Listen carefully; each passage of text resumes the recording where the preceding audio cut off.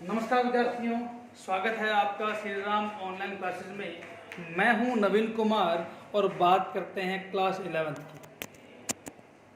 Class 11th में पिछली video तक मैंने आपको दो बातें, एक उपसमुच्चय क्या होता है और इंटरवल क्या होते हैं, इन चीज़ों के बारे में बताया था। और आज की वीडियो में अपने बात करने वाले हैं सबसे पहला घात समुच्चय। घात समुच्चय ये मैं पहले बता चुका हूं आपको। घात समुच्चय सभी उप समुच्चयों का सेट होता है, यानी कि सभी जो उप समुच्चय हैं उनको इकट्ठा लिखना वो क्या कहलाता है? घात समुच्चय कहलाता है। ये आपको मैंने बता दिया। उप समुच्चय आते कितने हैं? 2 की पावर n, तो उससे आप निकाल लेंगे, हो जाएगा आपका। इस प्रकार एक आता है यूनिवर्सल सेट, सार्वत्रिक समुच्चय।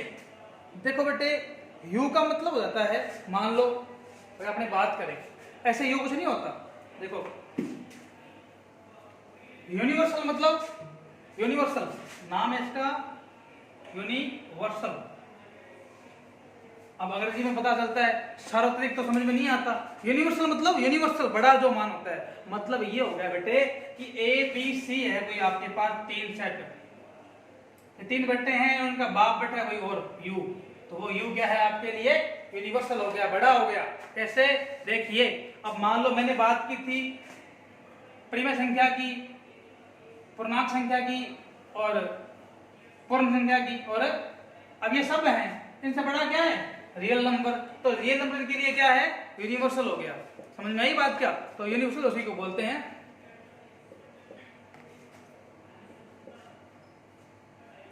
मतलब बात वो होती है कि कोई भी 2 या 3 सेट आपको दे रखे हैं, उनकी तुलना में बड़ा कौन सा है ना?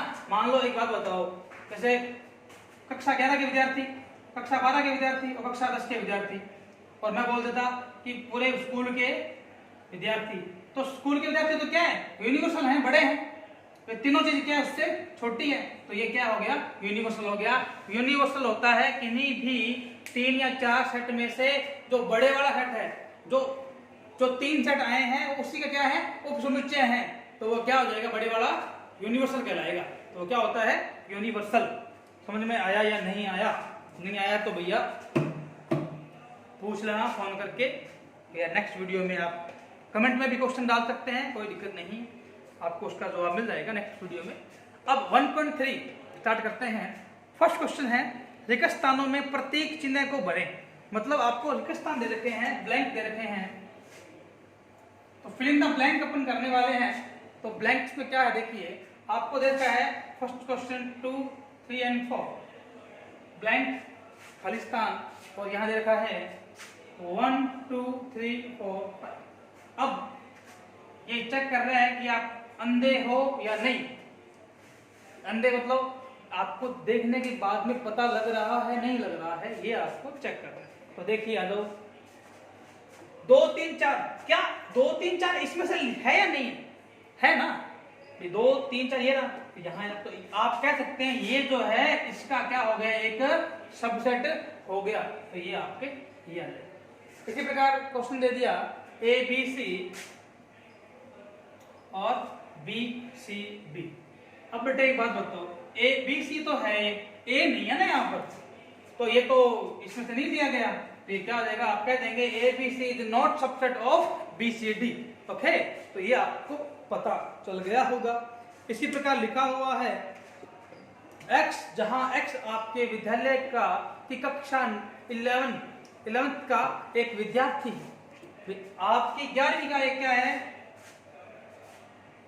एक विद्यार्थी, ठीक है। और आपके विद्यालय का एक विद्यार्थी, आपके विद्यालय का एक, ये बताओ आप सबसेट होगा या नहीं होगा? आपकी क्लास का एक विद्यार्थी, कोई हो सकता, मान लो आप खुद ही हो, आप खुद हो, और पूरे स्कूल का एक विद्यार्थी। एक बात बताओ, अब पूरे स्कूल का विद्यार्थी तो कोई और क्लास से भी हो सकते हैं, तो जरूरी है क्या वो आप ही हो? नहीं, आपका दोस्त हो सकता है, तो क्या आप उस दोस्त में से लिए गए हो क्या? नहीं। हाँ, ये बोल देता कि स्कूल का एक विद्यार्थी और स्कूल के द्वारा एक क्लास, ये तो पक्की बात है कि जो विद्यार्थी होगा वो कोई ना कोई क्लास से होगा या नहीं होगा। हाँ, ये बोल देता 11वीं क्लास और 11वीं का एक विद्यार्थी, तो ये होता। अब पूरे स्कूल का भैया, ये तो गलत बात है ना। स्कूल में तो बच्चा 9th का भी हो सकता है, ये बड़ी अपने स्कूल में सिर्फ 11th क्लास है, श्री राम स्कूल में 1 से 12 क्लास है, ठीक है ना। तो ध्यान रखें इस बात को। तो ये क्या हो जाएगा? नॉट सबसेट, आप इसमें, ठीक है, ये हो गया, ये आपका पहला ऑप्शन हो गया है। फिर आपकी एक चीज और लिखी हुई है, देखें, x किसी समतल में स्थित एक वृत्त है, x किसी समतल में स्थित एक वृत्त है, और ब्लैंक में लिखा, बाद में लिखा हुआ है x एक समतल में वृत्त है जिसकी त्रिज्या क्या है? एक बात बताओ, ये जरूरी है क्या? जिस समतल में आपने वृत्त बनाया है, मान लो ये तो कह रहा है कि एक समतल में वृत्त है, वृत्त छोटा मोटा कैसे भी हो सकता है ना, ये सब वृत्त ही है, ठीक है। और यहां बोल रहे हो कि एक, जिसकी इकाई त्रिज्या कितनी हो? 1 हो। अब बताओ बेटे, त्रिज्या 1, तो क्या ये इसका सबसेट है क्या? नहीं है, उल्टा कर दिया इसने। हाँ, ये यहां आता तो क्या पता अपने सबसेट कर भी लेते, ये इसका सबसेट नहीं है। आप ये लगा दीजिए, लगा देंगे क्या? लगा देंगे। क्वेश्चन नंबर 5, पहले का 5वां, देखिए, x जहां x किसी समतल में, x जहां x किसी समतल में एक त्रिभुज है और x किसी समतल में स्थित एक आयत है। त्रिभुज और आयत का क्या संबंध है भाई? क्या मतलब है? त्रिभुज है, अब कैसा त्रिभुज है पता है क्या? नहीं पता, छोटा बड़ा, बड़ा भी हो सकता है। और आयत का तो यार कोई लेना नहीं है इससे, इससे कोई लेना इसका नहीं है, तो ये नहीं होगा। इसके बाद में क्वेश्चन नंबर 6 जो है, किसी समतल में स्थित एक समबाहु त्रिभुज, कौन से वाला? समबाहु त्रिभुज, और कितने दे दिया? समतल में स्थित कोई त्रिभुज। अब देखो बेटे, इसको सोचने वाली बात है, समतल में समबाहु त्रिभुज, और यहां पर क्या है? अब बेटे समबाहु त्रिभुज तो त्रिभुज का एक हिस्सा है ना, उसी का तो हिस्सा है। अब त्रिभुज है, जो समबाहु त्रिभुज होगा वो त्रिभुज भी तो होगा ना, होगा या नहीं होगा? अब त्रिभुज में तो 3 तरह के आते हैं, समबाहु, समद्विबाहु, विषमबाहु। ये बेटा अकेला आ गया, तो ये इसका क्या होगा? सबसेट होगा, होगा या नहीं होगा? ये कॉमन सी बात है। फिर क्वेश्चन इसका पहले का लास्ट वाला देखते हैं, x जहां x एक समप्राकृत संख्या है और x क्या है? एक पूर्णांक है। बेटे एक बात बताओ, सम संख्या है तो प्राकृत संख्या, अब मैंने तो ये बताया था कि जो प्राकृत संख्या होती है, जो प्राकृत संख्या होती है,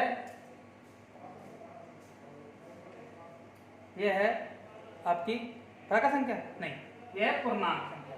और प्राकृत संख्या कौन सी है? n, natural number. तो मैंने कहा था कि n सबसेट होता है किसका?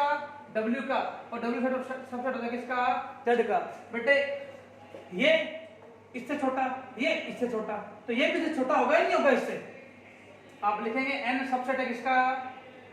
होगा या नहीं होगा? ये तो वो बात हो गई, आप अपने पिता से छोटे हो और आपके पिता आपके दादाजी से छोटे हैं, तो आप अपने दादाजी छोटे हुए या नहीं हुए?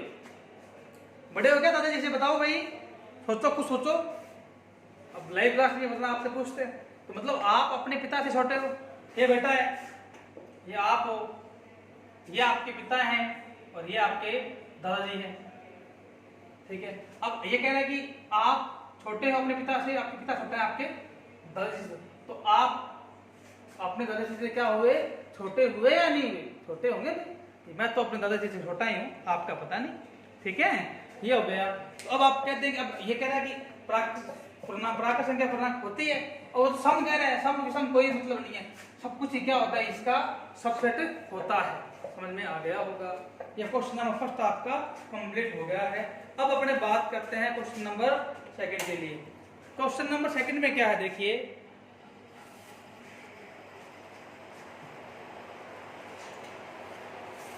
क्वेश्चन नंबर सेकंड में है कि जांचिए कि निम्नलिखित कथन सत्य है अथवा असत्य है। कैसे? लिखा हुआ है एपी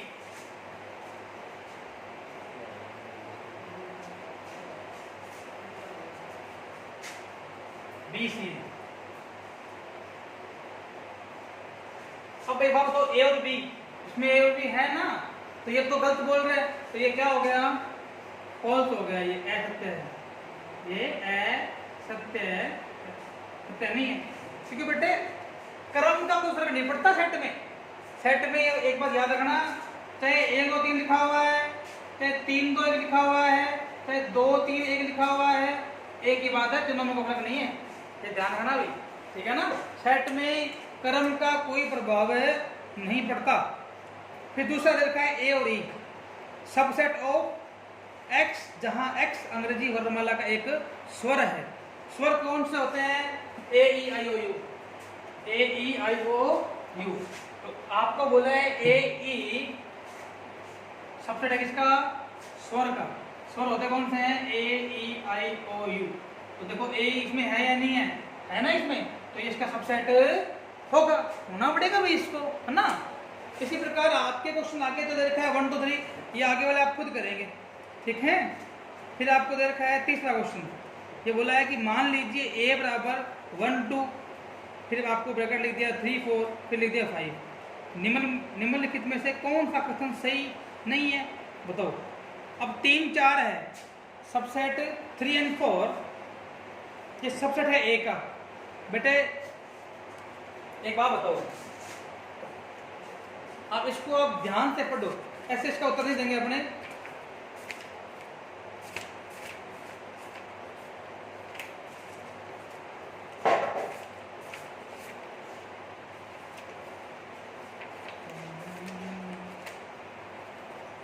अब आपको बोला 1 2 3 4 और 3 4 बिलोंग टू ए, ये 3 4 जो है वो ए से है या नहीं है, आपको इसका जवाब देना है।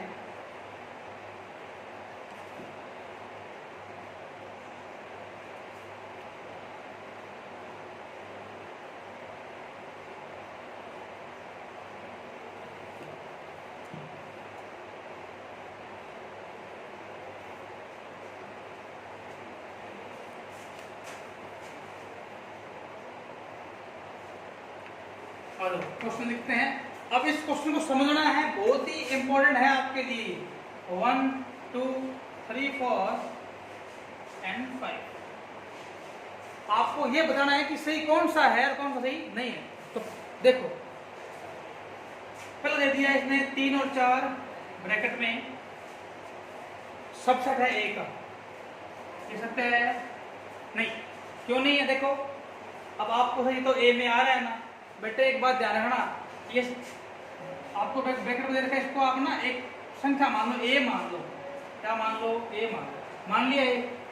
अब मैंने कहा था सबसेट क्या होते हैं, ये होते हैं सबसेट, ये होते हैं सब सेट, यानी कि ए में ब्रैकेट एक और आना चाहिए था, यानी कि अगर ये आता, ये वाला आता, तो ये क्या होता, सत्य होता। इसमें ये भी दिया हुआ है, तो पहले तीसरे तो तीसरा है ना, तो ये दिया हुआ है, ये तो सत्य है, ये क्या हो गया, असत्य। समझ में आया सत्य क्यों हुआ, ये समझ में आया क्या। ध्यान रखो, ये क्या कह रहा है कि 3 और 4 सबसेट है, ये सबसेट नहीं है, ये तो इसका एक क्या है, एलिमेंट है। इसके एलिमेंट कितने हैं, 1 2 और ये इकट्ठा है, जॉइंट है इसका, और ये, तो ये इसका गलत हो गया। अब इसी में एक दे रखा है 3 और 4 बिलोंग टू ए, हाँ बिलोंग कर रहे हैं, बिल्कुल संबंधित है इससे, है बिलोंग ये कर रहे हैं, तो ये क्या हो गया, सत्य हो गया। इसी के अलावा लिखा हुआ है क्वेश्चन नंबर 4 जो है 1 बिलोंग टू ए, क्या एक ए में है, क्या है, ये बिल्कुल सत्य है, ठीक है। और ये बोल रहे हैं एक सबसेट है ए का, ये आपका गलत है, एक सबसेट नहीं है, एक नहीं सबसेट, सबसेट तो क्या होगा, ये होगा। इसमें सबसेट, जब भी सेट लगेगा, समुच्चय नाम आ गया, उसमें ब्रैकेट आना जरूरी है, ब्रैकेट के बिना वो समुच्चय, आप उसको समुच्चय बोल नहीं सकते। इसलिए ध्यान रखें कि जब यहाँ 1 लिखा है तो ये सबसेट नहीं होगा, हाँ ब्रैकेट में लिखा होता तो एक अलग बात। इस प्रकार आप ये क्वेश्चन करेंगे, और तीसरा क्वेश्चन आप खुद कर लेंगे पूरा। बाकी इसमें एक चीज और लिखी हुई है 5, ये भी आपको समझा देता हूँ। 5 होता है ये, 5 होता है ये, यानी कि फाई अकेला फाई लिखा हुआ है मान लो, और बोल रहे हैं कि फाई सबसेट है ए का। बिल्कुल है, होता है, कोई दिक्कत नहीं है। लेकिन ये लिखा आ गया, सॉरी ये नहीं है, इसका मतलब तो हो गया कि सबसेट हो गया, ये ब्रैकेट लगे तो मतलब सबसेट हो गया, और ये खुद क्या है, एक सबसेट ही तो है। अब यहाँ पे फाई क्या है, एक एलिमेंट हो गया। क्या फाई है क्या ये में? नहीं है भाई, फाई ये में है ही नहीं, है ना। तो ये आपको, ये अलग चीज़ है, ये अलग, ये मैंने आपको पहले बताया भी हुआ है, तो ये ध्यान रखेंगे। अब तीसरा ऑप्शन कर लेंगे, नेक्स्ट वीडियो में अपने इसको कंप्लीट कर लेंगे। आज के लिए इतना ही, मिलते हैं नेक्स्ट वीडियो में। Thanks for watching my video.